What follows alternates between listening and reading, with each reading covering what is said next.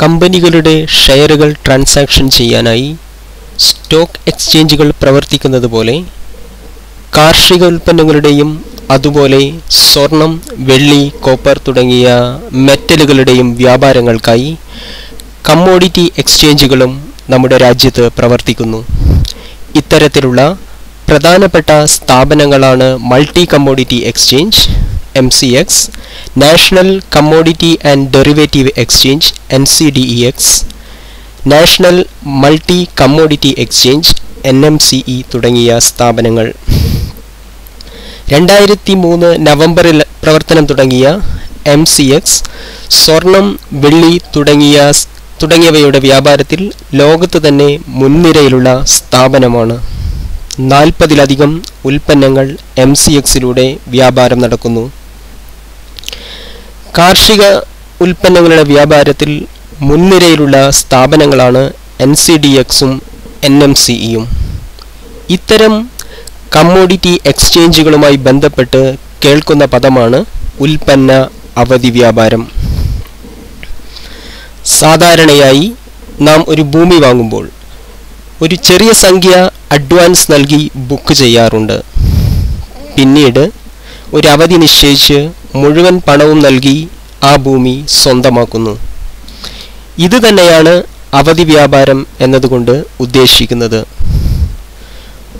3-4 മാസങ്ങൾക്ക് ശേഷം നമുക്ക് ആവശ്യമുള്ള ഉൽപ്പന്നങ്ങൾ ഈ കമ്മോഡിറ്റി എക്സ്ചേഞ്ചുകളിലൂടെ ഇപ്പോൾ തന്നെ വാങ്ങാം. ഒരു ചെറിയ സംഖ്യ അഡ്വാൻസ് നൽകിയാൽ മതി, അതായത് മാർജിൻ മണി. അല്ലെങ്കിൽ 3-4 മാസങ്ങൾക്ക് ശേഷം വിൽപ്പനക്ക് തയ്യാറാവുന്ന ഒരു ഉൽപ്പന്നം നമുക്ക് ഇപ്പോൾ തന്നെ വിൽക്കാം. ഇപ്പോൾ നിങ്ങൾ സ്ക്രീനിൽ കാണുന്നത് കാർഷിക ഉൽപ്പന്നങ്ങളുടെ അവധി വ്യാപാരത്തിൽ മുൻനിരയിലുള്ള NMCE.comന്റെ നാഷണൽ മൾട്ടി കമ്മോഡിറ്റി എക്സ്ചേഞ്ചിന്റെ വെബ്സൈറ്റാണ് NMCE.com. ഇതിൽ റബ്ബറിന്റെ അവധി വ്യാപാര കോൺട്രാക്റ്റുകളാണ് നിങ്ങൾ കാണുന്നത്. റബ്ബർ ജൂണിലെ വില 17,497. റബ്ബർ ജൂലൈയിലെ വില 17,102. Rubber August 16,773. Rubber October 16,407. അതായത് 100 കിലോ റബ്ബറിന്റെ വില. Minimum delivery unit 1 ടണ്ണാണ്. ഇതുകൊണ്ട് അർത്ഥമാക്കുന്നത് ഒക്ടോബർ കോൺട്രാക്റ്റിൽ എൻ്റർ ചെയ്യുന്ന ഒരാൾ അയാൾക്ക് യഥാർത്ഥത്തിൽ ഡെലിവറി ആവശ്യമുള്ളത് ഒക്ടോബർ മാസത്തിലാണ്. ഇതിൻ്റെ ഡെലിവറി നടക്കുന്നത് ഒക്ടോബർ മാസത്തിൽ, ചരക്കുകളുടെ ഉൽപ്പന്നങ്ങളുടെ കൈമാറ്റം നടക്കുന്നത്. പക്ഷേ നമുക്ക് ഈ വില ആകർഷകമാണ്, അതായത് ഈ വില ഇപ്പോൾ ആകർഷകമാണ് എന്ന് തോന്നുന്ന ഒരാൾക്ക് ഈ കോൺട്രാക്റ്റിൽ ബൈയിങ്ങിൽ ഏർപ്പെടാം. അഥവാ അല്ലെങ്കിൽ ഒക്ടോബറിലോ ഓഗസ്റ്റിലോ ഉൽപ്പന്നം വിൽപ്പനക്ക് തയ്യാറാവുന്നുവെങ്കിൽ നമുക്കിതിൻ്റെ സെല്ലിംഗ് കോൺട്രാക്റ്റുകളിലും ഏർപ്പെടാം. ഇത്തരം കോൺട്രാക്റ്റുകളിൽ എൻ്റർ ചെയ്യാൻ ഒരു ചെറിയ സംഖ്യ മാത്രം മാർജിനായി അടച്ചാൽ മതി. പക്ഷേ ഇത്തരം കോൺട്രാക്റ്റുകളുടെ ഒരു പ്രത്യേകത, മുഴുവൻ പണവും അടച്ച് ഇതിൻ്റെ ഡെലിവറി എടുക്കണം എന്ന് യാതൊരുവിധ നിബന്ധനയും ഇല്ല. ഡെലിവറി യഥാർത്ഥത്തിൽ ആവശ്യമുള്ളവർക്ക് ഈ കോൺട്രാക്റ്റ് അവസാനിക്കുന്ന സമയത്ത് മുഴുവൻ പണവും അടച്ച് ഡെലിവറി എടുക്കാം. പക്ഷേ ഇത്തരത്തിൽ ഡെലിവറി എടുക്കണം എന്ന് നിബന്ധന ഇല്ലാത്തതുകൊണ്ട് തന്നെ ഏതൊരു സാധാരണക്കാരനും ഇത്തരം കോൺട്രാക്റ്റുകളിൽ ഏർപ്പെടാം. ഷെയറുകൾ വാങ്ങുകയും വിൽക്കുകയും ചെയ്യുന്നത് പോലെ ഈ ഉൽപ്പന്നങ്ങളുടെ വിലയിൽ വരുന്ന മാറ്റം നമുക്ക് പണമാക്കി മാറ്റാം. അതായത് ജൂലൈ മാസത്തിൽ വില ഉയരും എന്ന് പ്രതീക്ഷിക്കുന്ന വ്യക്തിക്ക് ഷെയർ വാങ്ങുന്നത് പോലെ റബ്ബർ ജൂലൈ കോൺട്രാക്റ്റ് വാങ്ങാം. വില കുറയും എന്ന് പ്രതീക്ഷിക്കുന്ന വ്യക്തിക്ക് മുൻകൂട്ടി വിൽപ്പന നടത്താം. ഓരോ മാസത്തെയും കോൺട്രാക്റ്റുകൾ അവസാനിക്കുന്നതിൻ്റെ ഏതാനും ദിവസം മുമ്പ് വരെ നമുക്ക് ഇത്തരത്തിൽ വാങ്ങുകയും വിൽക്കുകയും ചെയ്യാം. വില കൂടും എന്ന് പ്രതീക്ഷിച്ച് അവധി കോൺട്രാക്റ്റ് വാങ്ങിയ ആൾ ആ കോൺട്രാക്റ്റ് അവസാനിക്കുന്നതിൻ്റെ മുൻപ് വിൽപ്പന നടത്തി പൊസിഷൻ ക്ലിയർ ചെയ്യണം. അതുപോലെ വില ഇനിയും കുറയും എന്ന പ്രതീക്ഷയിൽ മുൻകൂട്ടി വിൽപ്പന നടത്തിയ ആൾ കോൺട്രാക്റ്റ് തിരിച്ചു വാങ്ങിയും പൊസിഷൻ ക്ലിയർ ചെയ്യണം. ഉൽപ്പന്നങ്ങളുടെ കൈമാറ്റം യഥാർത്ഥത്തിൽ വേണ്ടവർക്ക് പൊസിഷൻ ക്ലിയർ ചെയ്യാതെ മുഴുവൻ പണവുമടച്ച് കോൺട്രാക്റ്റ് അവസാനിപ്പിക്കാം.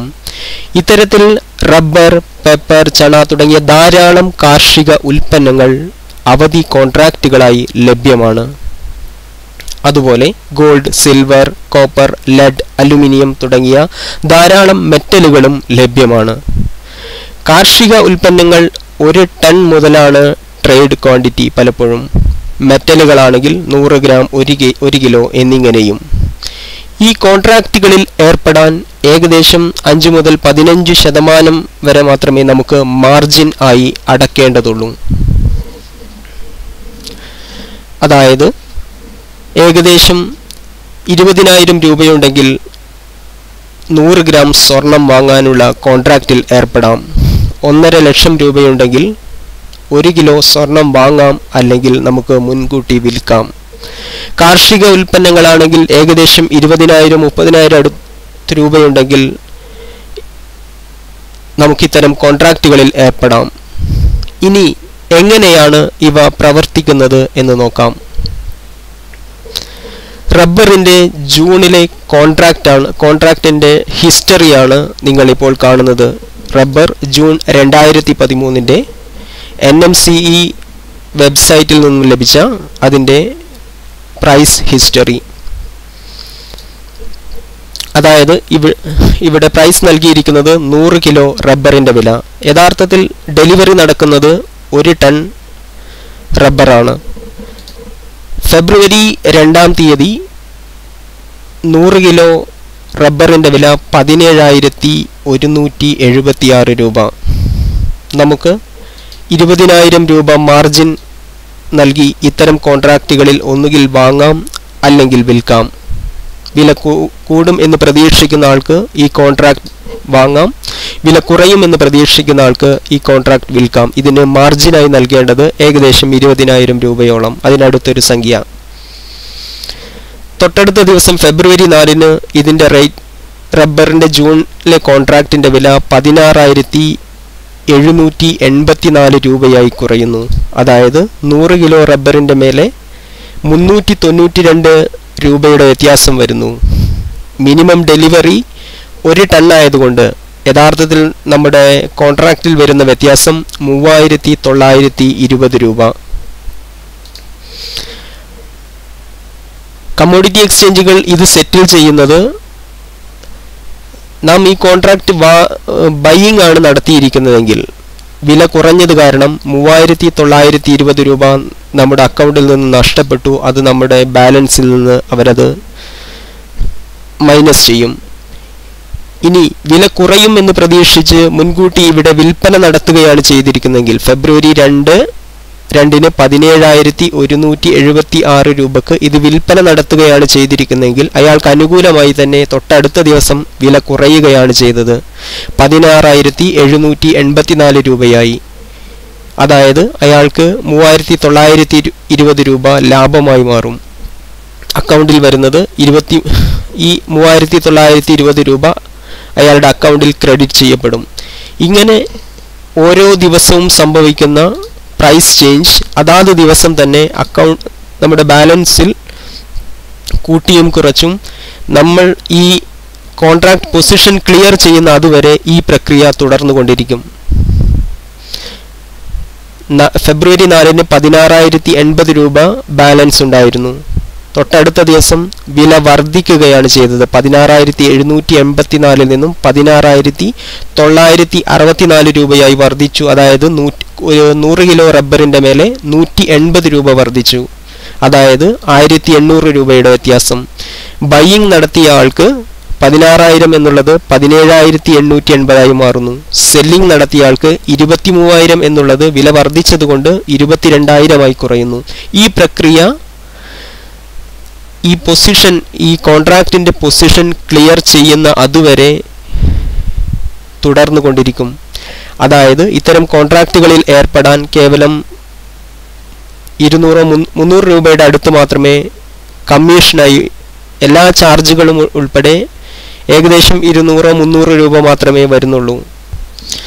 ഉൽപ്പന്ന അവധി വ്യാപാരം എന്ന കൺസെപ്റ്റ് യഥാർത്ഥത്തിൽ അവതരിപ്പിക്കുന്നത് ഇത്തരം ഉൽപ്പന്നങ്ങളുടെ ഉൽപ്പാദകർക്കും അതിൻ്റെ ഉപഭോക്താക്കൾക്കും വരും മാസങ്ങളിൽ സംഭവിക്കാവുന്ന വൻ വില വ്യതിയാനങ്ങളുടെ റിസ്ക് ഒഴിവാക്കാനായും അതുപോലെ ഇത്തരം ഉൽപ്പന്നങ്ങളുടെ അസംസ്കൃത വസ്തുക്കളായും മറ്റും ആവശ്യമുള്ളവർക്ക് അതിൻ്റെ ലഭ്യത ഉറപ്പുവരുത്താനും മുൻകൂട്ടി തന്നെ വില അറിയാവുന്നതുകൊണ്ട് അതിനനുസരിച്ച് ഫണ്ട് പ്ലാൻ ചെയ്യാം എന്നുള്ള ലക്ഷ്യങ്ങളെല്ലാം മുൻനിർത്തിയാണ്. ഉൽപ്പാദകർക്കാണെങ്കിൽ വില മുൻകൂട്ടി അറിയാവുന്നതുകൊണ്ട് ഉൽപ്പാദനം അതിനനുസരിച്ച് ക്രമീകരിക്കാം. വരും മാസങ്ങളിലെ വില ആകർഷകമാണ് എന്നവർക്ക് തോന്നുന്നുവെങ്കിൽ, വില ഇനി കുറയാൻ സാധ്യതയുണ്ട് എന്ന് തോന്നുന്നുവെങ്കിൽ ഇപ്പോൾ തന്നെ അവർക്ക് അത്തരം വരും മാസങ്ങളിലെ കോൺട്രാക്റ്റ് വിൽപ്പന നടത്തി ഈ ഉൽപ്പന്നത്തെ സുരക്ഷിതമാക്കാം. സ്റ്റോക്ക് ആവശ്യമുള്ളവർക്ക് നല്ല പ്രൈസിൽ ഇത് ലഭ്യമാണ് എന്ന് കണ്ടാൽ ബൈയിങ് നടത്തി സ്റ്റോക്കിൻ്റെ ലഭ്യതയും ഉറപ്പുവരുത്താം. ഇത്തരം ലക്ഷ്യങ്ങളെല്ലാം മുൻകൂട്ടി കണ്ടാണ് ഈ അവധി കോൺട്രാക്റ്റുകൾ എന്ന് പറയുന്ന കൺസെപ്റ്റ് യഥാർത്ഥത്തിൽ അവതരിപ്പിക്കുന്നത്. പക്ഷേ ഇത്തരം കോൺട്രാക്റ്റുകളിൽ ഏർപ്പെടാൻ ഡെലിവറി എടുക്കണം എന്ന നിബന്ധനയില്ലാത്തത് കൊണ്ട് തന്നെ ധാരാളം ആളുകൾ, ഇത്തരം മേഖലയുമായി യാതൊരുവിധ ബന്ധവുമില്ലാത്ത ധാരാളം ആളുകൾ ഇത്തരം കോൺട്രാക്റ്റുകളിൽ ഏർപ്പെട്ടുകൊണ്ട് ഇതിൻ്റെ ദിവസവും സംഭവിക്കുന്ന വില വ്യത്യാസങ്ങളിൽ നിന്ന് പണമുണ്ടാക്കാൻ ശ്രമിക്കുന്നു. പലപ്പോഴും ഇന്ത്യയിൽ ഒരു വർഷം ഉൽപ്പാദിപ്പിക്കുന്ന മൊത്തം ഉൽപ്പാദനത്തേക്കാൾ കൂടുതലാണ് ഇത്തരം എക്സ്ചേഞ്ചുകളിൽ ഒരു ദിവസം നടക്കുന്ന വ്യാപാര വോള്യം. അതായത് ധാരാളം ആളുകൾ ചൂതാട്ട രൂപത്തിൽ ഇത്തരം കോൺട്രാക്റ്റുകളിൽ ഏർപ്പെട്ടുകൊണ്ട് പണമുണ്ടാക്കാൻ ശ്രമിക്കുന്നു. അതുകൊണ്ട് തന്നെയാണ് ഇത്തരം അവധി കോൺട്രാക്റ്റുകൾക്കെതിരെ പലപ്പോഴും പല കേന്ദ്രങ്ങളിൽ നിന്നും മുറവിളി ഉയരുന്നത്.